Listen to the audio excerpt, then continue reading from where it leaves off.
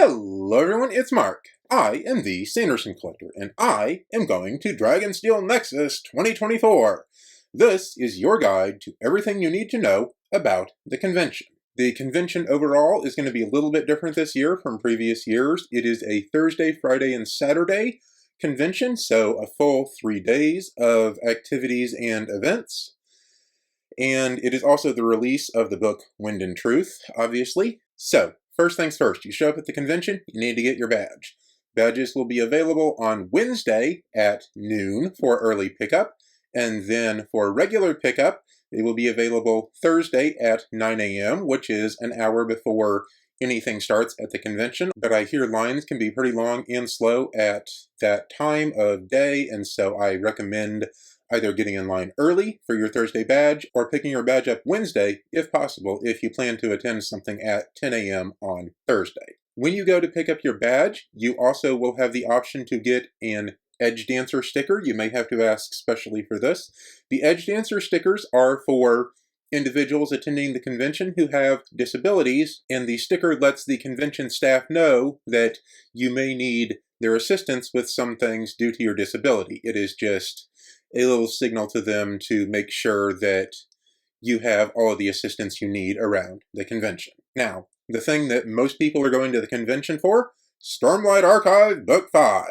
So, all of the books at the convention that were on pre-sale are signed, numbered editions of the book. If you ordered one of these and you want to get a low number, the lineup this year for the low-numbered books will start at 4 a.m. on Wednesday morning, and the line is going to be in the same place last year at the South Temple entrance to the Salt Palace Convention Center, which is located right next to the Radisson Hotel. The line will be outside, and it is expected to probably be freezing next week, so dress warmly if you are planning to stand in the line. Do not line up before 4 a.m. That is a hard limit. They will get very mad at us if people are lining up before then. It is against city regulations. It is against the regulations of the convention center. Just don't do it. Now, once you line up, you stand in line for the whole day. Numbers will be handed out at 10 p.m. on that Wednesday, and the first 1,000 numbers for the book will be handed out to the low number line in the order that you lined up. If you have more than one book, like I do, you will need to either have multiple people go through the line, one for each book, or you will need to cycle back through the line and get your second and third and fourth book with whatever number you get after going back to the end of the line. I don't know if all 1,000 low-numbered copies will be handed out with the low number line. Last year, only like 200 of the Defiant copies were handed out with the low number line, maybe 300, so it's really hard to tell. There will not be a night brigade this year, as the line is not at night, and also a bunch of the Sanderson Collectors Guild members are going to be like going in and out doing volunteer shifts, setup, or setting up for the booth because of the unfortunate timing of the signing line this year, so we are not hosting a night brigade. We will have numbered pins for, I believe, the first 500 people who get in line. Big thank you to Sarah for assembling all of those. I'm really hoping I can get one. I'm planning to show up at the line at around 8:30 p.m. on Wednesday, so about an hour and a half before they hand out the numbers. Fingers crossed I can still get a pin. The headline event for the convention is Brandon's release speech, which is 7 to 9 p.m. on Thursday. And during this, Brandon will do his usual. He will give a talk, he will do a reading, and then he will do a Q&A. Emily Sanderson, his wife, may also be up on stage with him doing some chatting. That event is fully open to the public, so even if you don't have a Nexus ticket, you can attend that.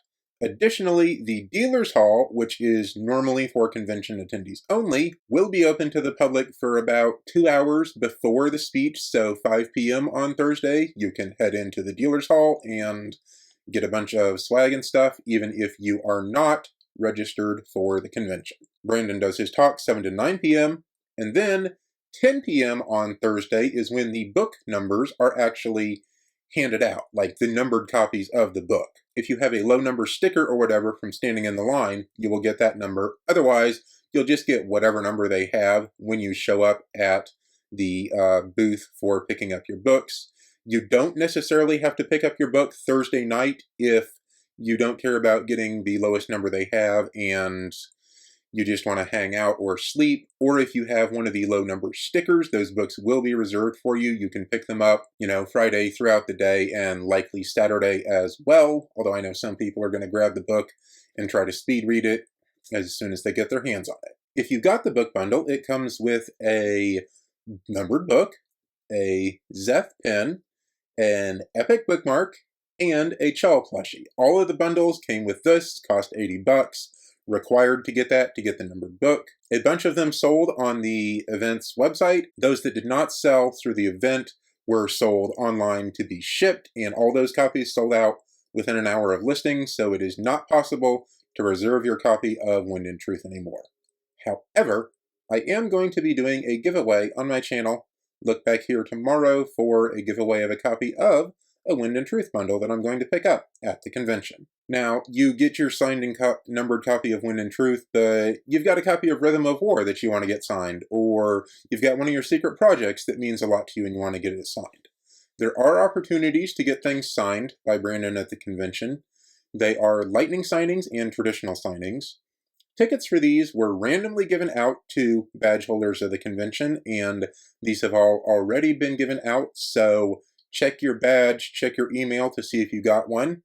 I hope you did, but only 30 to 40% of the convention attendees this year were able to get one because of the number of people who came to the con. If you got one of these tickets, a lightning signing gets you one book signed, no personalization, no pictures, no chatting. You just stand in a circle around the edge of a room, hold your book open in front of you, Brandon comes over, sign, sign, sign, moving down the line to go really quickly. If you get a traditional signing ticket, you get to bring 3 books plus 1 book. The 3 books get just signed. The 1 book you can get signed and personalized, or signed and lined and dated, or whatever you would like. And you can also likely pose for a quick picture with Brandon while he is signing, and you can ask him a question or two.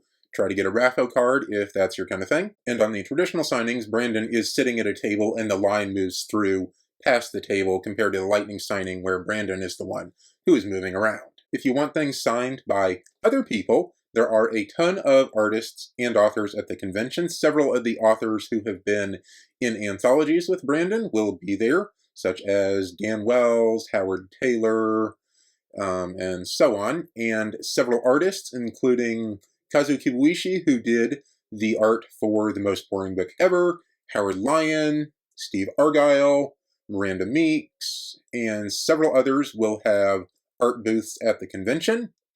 Jancy Patterson, who wrote the Skyward Flight novellas and Bastille, will be at the convention, and you should really bring your books and stop by to see them for signings, because everyone I just mentioned, except for Kazu, will have basically unlimited signing slots at their vendor booth.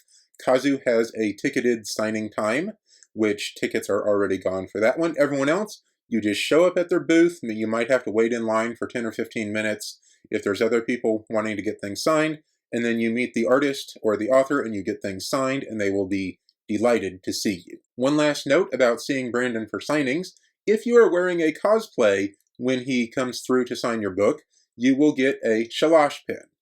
I did this last year by wearing my Doomslug cosplay, and I really like the pin. And he will do this even in a lightning signing, so if he comes by, you're in cosplay, he signs your book and he doesn't say anything, talk to either him or his assistant, and they will go through and get you a pin. These are very cool pins, and they are considered quite a commodity among the collectors. And with all of that, we haven't even gotten to the meat of what people think of as a convention, the vendors and the panels. The vendor hall will be open from 10 a.m. to 7 p.m. all 3 days of the convention. The first hour from 10 a.m. to 11 a.m. each day is for VIP only. The rest of the day, anyone can get in if they have a badge. 5 to 7 p.m. on Thursday, right before Brandon's speech, even the general public can get in and shop at the vendor hall. There are a ton of cool vendors this year. Check out the full map that I will link below to see all of the awesome people. I will be there at the Sanderson Collectors Guild booth, where we sell all kinds of cool collectible things. I will have copies of my book, signed and numbered. I will be at the booth personally Thursday from 10 a.m. to noon, and then 4 to 5 p.m., maybe 5 to 7 as well if they'll let me stick around. Similarly, on Friday, I will be there from 10 a.m. to noon, and then 2 p.m. to 6 p.m., and I might as well stay until 7 p.m. again that night. Whenever I am at the booth, I will happily sign and number your books, and I will generally try to leave a stack of signed and numbered copies for them to sell at times when I am not in the booth.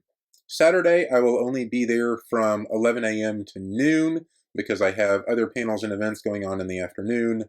I will probably show up at 10 a.m. for the VIP hour as well on Saturday.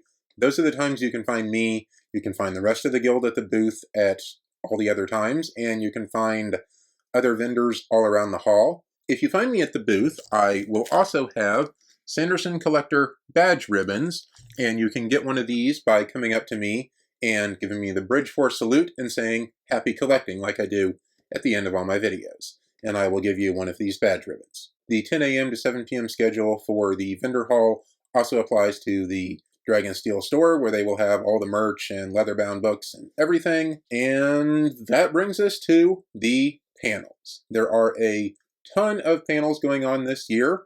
They are everything from indie authors discussing publishing your first book to Brandon recording an intentionally blank episode with Dan Wells. Check out the full schedule online. Basically, all of these panels are open admission. You don't need to get a ticket like you do to the World Hopper Ball or a couple of the special events like the MTG Charity Draft. So check out the panel schedule, figure out what you want to go see ahead of time, figure out when you're going to be where, and have a lot of fun going to the panels.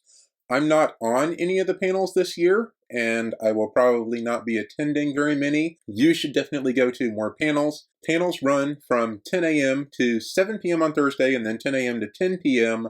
on Friday and Saturday. I look forward to seeing all of y'all at Dragonsteel Nexus 2024, and I hope y'all have a great convention. I will see you tomorrow with a giveaway, or at the convention for the convention. Until then, happy collecting.